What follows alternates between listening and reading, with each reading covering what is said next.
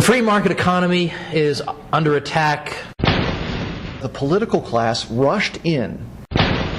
Your state is particularly at risk. And some of the NDPC people were like, oh no, let's head over to the hotel bar. I was like, okay. And then I go in there and there's a blackjack table. And I was just like, this is like Christmas for me. 25% of our employment base has disappeared in this decade. We know government running the whole economy is miserable, so why do we think if the government just runs the energy sector, well, that's the one area where it's going to work out?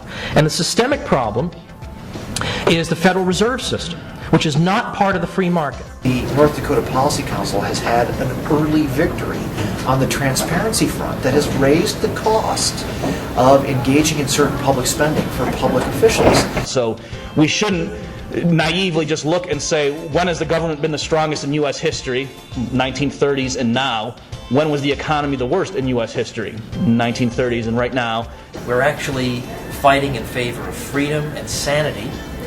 And if you live in North Dakota in particular, you ought to get involved. You'd be crazy not to. These people are fighting for your freedom. This is my first time at the North Dakota Policy Council, and I was very impressed both by the friendliness of the people, and it was a very nice venue. A lot of people came out. The event itself, it was a rigorous program, but it was fun. In fact, jobs are such a hot topic right now that they have practically replaced the children as a shield behind which politicians will hide when they want to introduce some new legislation or propose increasing spending.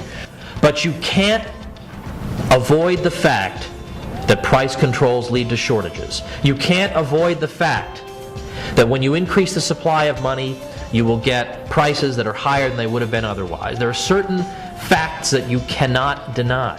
Well, first of all, the economic development programs are widespread because they work for political capitalists. The Fed's intervention into the market creates or gives rise to perverse consequences that would not have occurred in the absence of the Fed's intervention.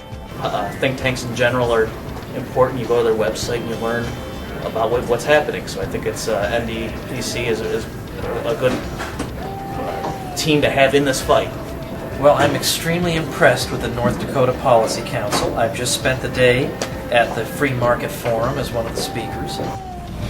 It is government and politicians in this respect that deserve our scorn here for continuing to follow in a policy direction in the face of persistent evidence that the economic development empires they champion are at best a neutral force in our lives. Unless we get China and other major industrialized nations to do it too, it doesn't even save the planet. Like, all it does is kill our economy.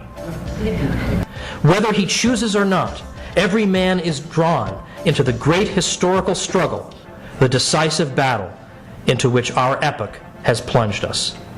Well, ladies and gentlemen, good luck to us all in that decisive battle. Thank you so much.